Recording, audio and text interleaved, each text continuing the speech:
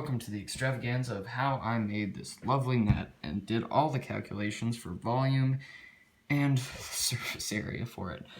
Okay, so we started with 12 fluid ounces because I don't need to calculate the volume if I already know the volume. I wanted it 12 fluid ounces even though the requirement is 10 because it's a sphere, and if there isn't a little bit of air room, then no matter how you open it, milk goes everywhere, and that's not great. So we started with 12 fluid ounces, then we used the volume of a sphere formula to get our radius. Now we got down to here, and normally that's fine, but because this is in fluid ounces and this needs to be in inches, we had to use inchcalculator.com to give us a fluid ounces to inches cubic inches conversion, which is that.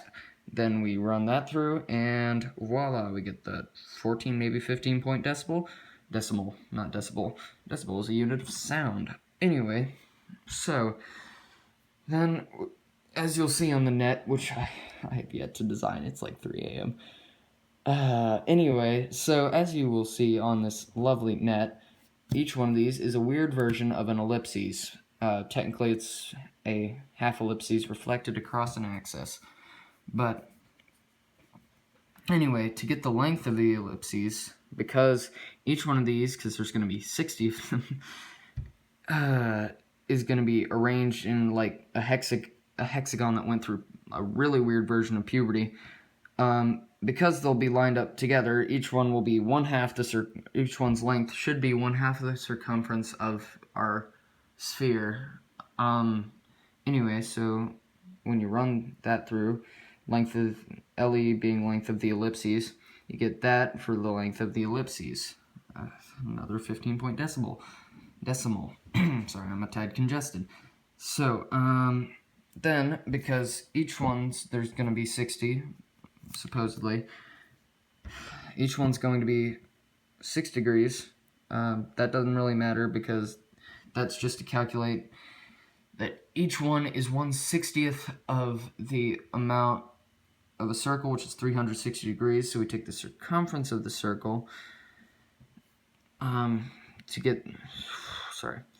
we take the circumference of the circle and divide it by 60 to get the width of each one of our segments, as shown here where each segment would be, or where one segment would be. So then we run that through the calculator and we get that. Now we have to find the area of each one of these because it was required. So to do that, we take the area of that, we divide it by 60, and then put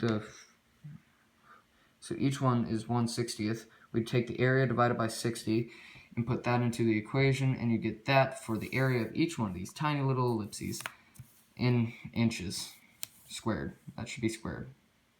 Yeah, it is. Okay, I was looking at the wrong decimal.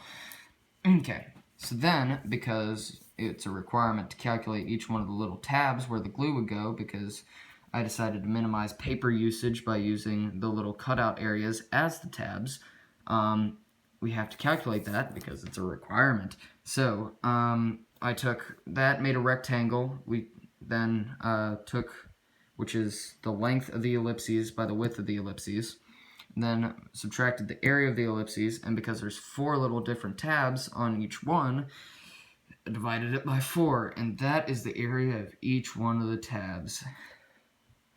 And this is what I've done for the past 5 hours of my life. Yay!